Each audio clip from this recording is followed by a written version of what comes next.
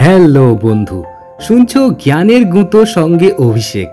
এটা মনের জটিল অলিগলির সহজ গুগল ম্যাপ। অনেক অনেক অনেক দিন পরে দেখা হচ্ছে বন্ধু। আশা করি তুমি ভালো আছো। জ্ঞানের গুঁতো নামটা হয়তো এতদিনে অনেকে ভুলেও গেছো, তবে আমি আপ্লুত হয়েছি এটা দেখে যে জ্ঞানের গুঁতো পডকাস্টের লিসেনার্স কিন্তু কমে যায়নি। ইতিমধ্যেই এর লিসেনার সংখ্যা ছাড়িয়েছে 14,000।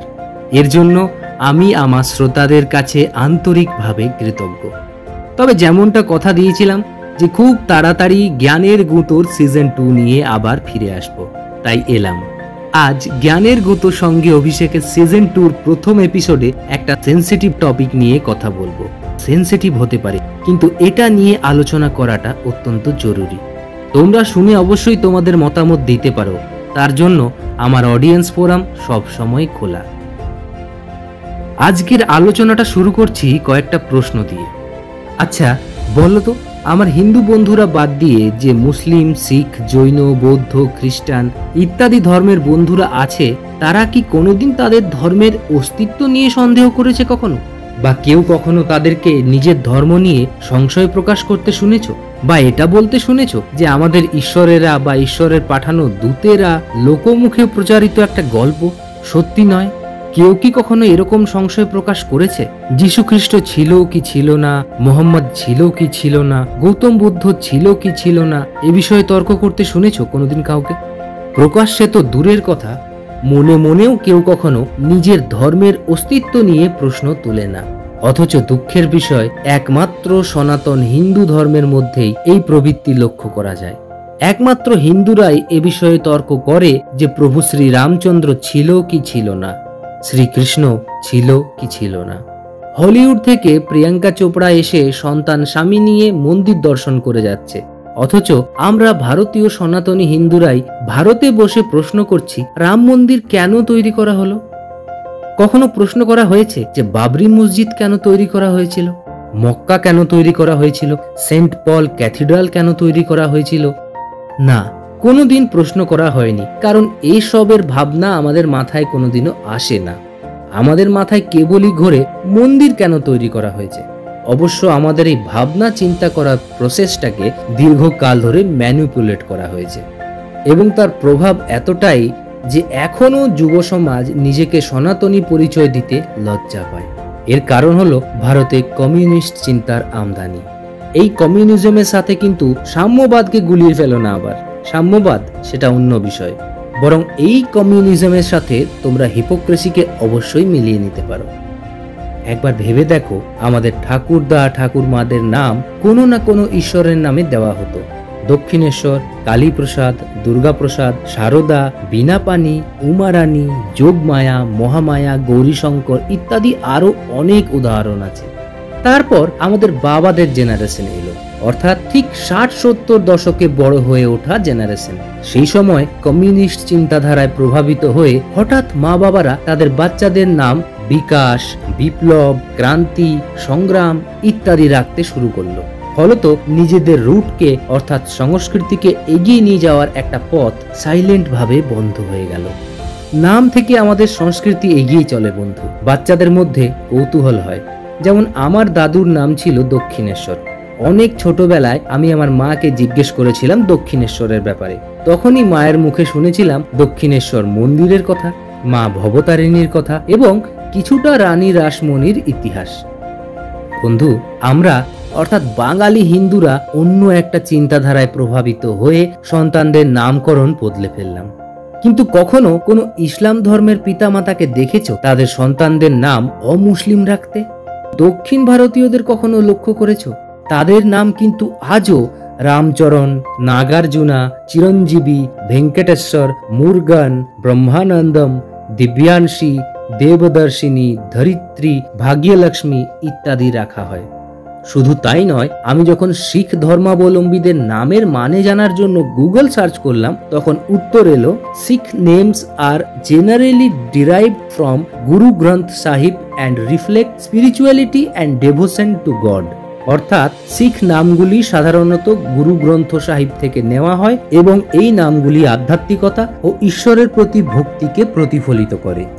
যেমন সুখবিন্দর, গুরুবিন্দর, বলবিন্দর, দলজিৎ, একবীর, গুরুদাস, গুরুচরণ ইত্যাদি। তারা পেরেছে আজও তাদের সংস্কৃতিকে নামের মাধ্যমে এগিয়ে নিয়ে যেতে, কিন্তু আমরা পারিনি, কারণ আমাদেরকে পরিকল্পিতভাবে এথিস্ট করা হয়েছে। শুধু নামকরণেই নয়, বিভিন্ন মাধ্যমে অবচেতনভাবে ভারতীয় সংস্কৃতি থেকে একটু একটু করে আমাদের দূরে সরানো হয়েছে, এবং তা আজও হচ্ছে। যেমন 70-এর দশকের পর থেকে নাটকে, উপন্যাসে, সিনেমায়, সিরিয়ালে এটাই দেখানো এবং বোঝানো হয়েছে যে হিন্দু সংস্কৃতির মানুষ মানেই চোর, গুন্ডা, বদমাশ, লম্পট, ধর্ষক, অত্যাচারী, অবৈজ্ঞানিক, কুসংস্কারাচ্ছন্ন, নারী বিরোধী ইত্যাদি। পৈতেধারী, টিকিধারী, গেরুয়াধারী মানেই সে খারাপ। জয়েন্ট ফ্যামিলিতে একসাথে থেকে সবাইকে নিয়ে চলা মানে স্বাধীনতাহীনতা। এসবই স্লো পয়জনের মতো জেনারেশনের পর জেনারেশন আমাদের মধ্যে ইনজেক্ট করা হচ্ছে, অথচ ইতিহাস এর উল্টো কথা বলে। ইতিহাসে কখনোই খুঁজে পাবে না যে কোনো হিন্দু ধর্মগুরু বা কোনো হিন্দু রাজা অন্য কোনো ধর্মের অঞ্চলে বা দেশে আক্রমণ করে তাদের হিন্দু ধর্মে ধর্মান্তরিত করেছে। ইতিহাস বলে হিন্দুরা কেবল তাদের সংস্কৃতিকে, তাদের ধর্মকে রক্ষা করেছে মাত্র। নারী স্বাধীনতার ক্ষেত্রে সনাতন ধর্মে নারীকে সবচেয়ে বেশি মর্যাদা দেওয়া হয়েছে। সনাতন ধর্মই একমাত্র যেখানে ঈশ্বরকে নারী রূপেও পুজো করা হয়। অন্যান্য সকল ধর্মে ঈশ্বর হলেন একজন পুরুষ।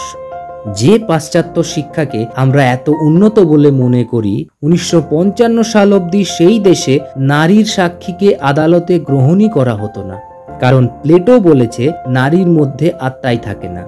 যার মধ্যে আত্মাই নেই তার ঠিক ভুল বিচার করার ক্ষমতাও নেই। সিনেমা প্রসঙ্গে একটা মজার জিনিস উল্লেখ করি। অমিতাভ বচ্চনের কুলি সিনেমাটা সবারই আশা করি দেখা। কুলি সিনেমায় দেখানো হয় ওনার ক্যারেক্টারকে যখন ভগবানের প্রসাদ খেতে বলা হচ্ছে, তখন উনি বলছেন, এমন ঈশ্বরের প্রসাদ আমি খাবো না যে লক্ষ লক্ষ মানুষকে অভুক্ত রাখে, তাদের মুখে খাবার তুলে দিতে পারে না, আমি মানি না এমন ঈশ্বরকে। অথচ সিনেমার শেষে উনি আবার কোরআনের আয়াত লেখা পতাকা উড়ে ফাইট সিকোয়েন্স করছেন। এটা তো শুধুমাত্র একটা উদাহরণ উল্লেখ করলাম, এরকম প্রচুর প্রচুর উদাহরণ তোমরা চারপাশে খুঁজলেই দেখতে পাবে। আর এভাবেই জেনারেশনের পর জেনারেশনকে হিন্দু ফোবিক করা হচ্ছে। চলো এসব কথাকে বাইপাস করলাম। আজ অনেক মানুষের একটা প্রশ্নের উত্তর দিই, আর সেই প্রশ্নটা হলো, রাম কি ছিল না ছিল না? রাম কি শুধুই একটা মহাকাব্যের চরিত্র মাত্র? চলো এর গভীরে গিয়ে ব্যাপারটাকে একটু সিম্পলিফাই করি। প্রথমেই বলি, বাবরনামা, আকবরনামা ইত্যাদিতে যেমন ইতিহাস লেখা হতো, সেরকমই রামায়ণেও একজন মহান রাজার ইতিহাস বর্ণিত আছে। কথাটা মনে রাখবে, ইতিহাস কিন্তু পৌরাণিক কাহিনী নয়। এই পৌরাণিক কাহিনী তত্ত্বটা আমাদেরকে অর্থাৎ হিন্দুদেরকে শেখানো পড়ানো হয়েছে দীর্ঘদিন ধরে। প্রায় 7000 বছরের আমাদের সনাতনী হিন্দু সভ্যতা পৌরাণিক হলেও কাহিনী নয়। কিন্তু এর সপক্ষে কিছু অকাট্য প্রমাণ আছে, সেগুলোর ব্যাপারে পরে আসছি। তার আগে একটা কথা অবশ্যই বলা দরকার। যখন আমি গুগল সার্চ বারে গিয়ে লিখলাম যে ভগবান যীশু খ্রিস্টের অস্তিত্বের ঐতিহাসিক প্রমাণ কি আছে, উত্তরে গুগল থেকে পাওয়া রেজাল্টগুলোর মধ্যে প্রায় সবকটাতেই বলা হয়েছে যে বাইবেল ছাড়া ভগবান যীশু খ্রিস্টের অস্তিত্বের কোনো ঐতিহাসিক প্রমাণ নেই। দু একজন ঐতিহাসিকের পুরনো নথিতে যিশু নামের একজন ব্যক্তির আংশিক উল্লেখ থাকলেও তার সাথে ভগবান যীশু খ্রিস্টের কোনো মিল নেই। একইভাবে আমি যখন গুগলকে জিজ্ঞেস করলাম প্রফেট মুহাম্মদের ব্যাপারে, তখন উত্তর এলো যে বিভিন্ন ইসলামিক ধার্মিক টেক্সটে তার কথা উল্লিখিত আছে। ধার্মিক টেক্সটের বাইরে এর বিস্তারিত ঐতিহাসিক বিবরণ পাওয়া যায় না। অর্থাৎ প্রত্যেকেই তাদের ধর্মগ্রন্থের বর্ণনাকে মনপ্রাণে ঐতিহাসিক বলে স্বীকার করে নিয়েছে। তারা কখনো তাদের অস্তিত্বকে নিয়ে প্রশ্ন তোলেনি। আমরাও তাদের ধার্মিক ভাবাবেগে আঘাত তুলি না। অথচ রামায়ণ, মহাভারতের মতো ঐতিহাসিক প্রমাণে ভরপুর টেক্সটকে আমরা হিন্দুরা শুধুমাত্র কাল্পনিক ধর্মগ্রন্থ বা মাইথোলজি বলে চালিয়ে দিচ্ছি। ঐতিহাসিক প্রমাণে ভরপুর বললাম কারণ রামায়ণ, মহাভারতে বর্ণিত কাহিনীর পুঙ্খানুপুঙ্খ ঐতিহাসিক প্রমাণ আছে ভারতের বিভিন্ন মন্দিরের গায়ে গায়ে এবং বিভিন্ন পুঁথিতে। অনেক মন্দির এবং পুঁথি যদিও বা ধ্বংস করে দেওয়া হয়েছে, তবুও যা প্রমাণ আছে তাই যথেষ্ট। এখন আমি প্রভু শ্রী রামচন্দ্রের অস্তিত্ব নিয়ে কয়েকটা প্রমাণ দেব, যেগুলো এই মাইথোলজি তত্ত্বটাকে ভেঙে চুরমার করে দেবে। শ্রী রামচন্দ্র ছিলেন ইক্ষ্বাকু বংশের একজন রাজা। এই ইক্ষ্বাকু বংশকে সূর্য বংশ বলা হয়। বিবস্বান সূর্যের পুত্র হল বৈবস্বত মনু। বৈবস্বত মনুর 10 পুত্রের মধ্যে জ্যেষ্ঠ পুত্র হল ইক্ষ্বাকু।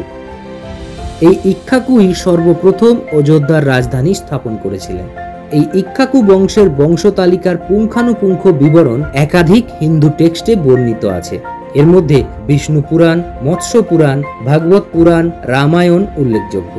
ইক্ষ্বাকুর পুত্র হল কুক্ষী, তার পুত্র বিকুক্ষী, তার পুত্র পরঞ্জয়, তার পুত্রী অনেনা, তার পুত্র পৃথু, তার পুত্র বিশ্বগস্য, তার পুত্র অর্দ্র, তার পুত্র যুবনাশ্য, তার পুত্র বৃহদস্য, তার পুত্র ধুন্ধুমার।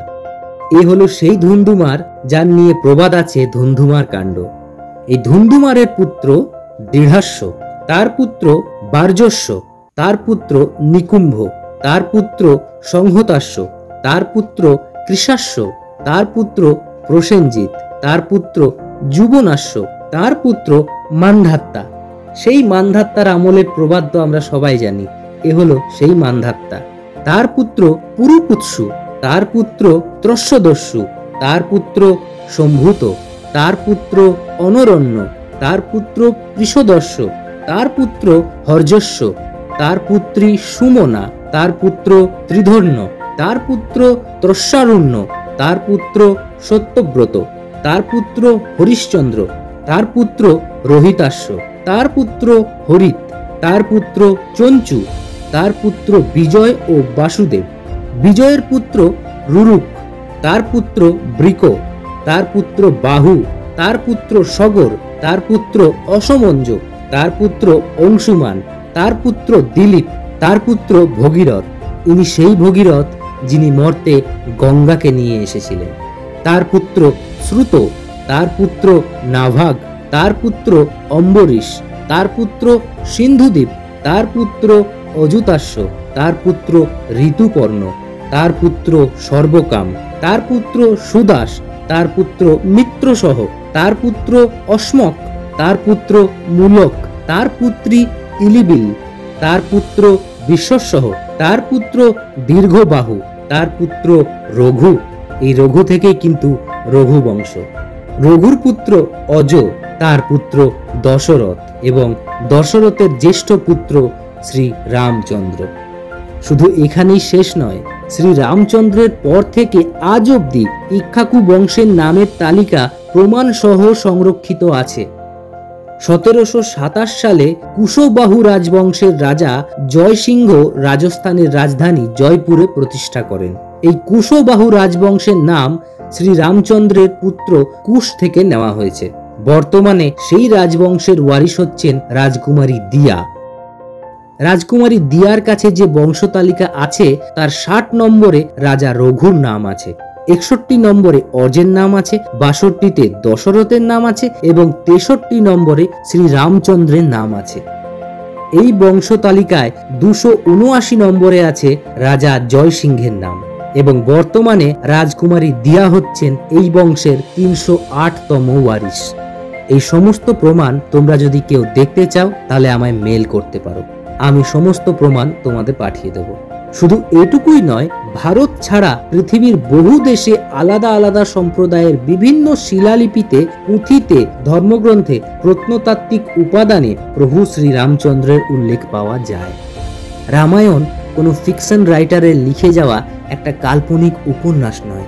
রামায়ণের প্রত্যেকটা স্থান, কাল, পাত্র ঠিক যেমন যেমন বর্ণনা দেওয়া আছে, বর্তমানে তা মিলিয়ে দেখা হলে প্রত্যেকটি ইঞ্চিতে ইঞ্চিতে মিলে যায়। এমনকি এক একটা স্থানের ল্যাটিটিউড লংটিটিউড মিলিয়ে দেখলেও বর্ণনা অনুযায়ী একেবারে সঠিক স্থান বেরিয়ে পড়ে। কাহিনী বা গল্প হলে এসব খুঁজে পাওয়া যেত না বন্ধু।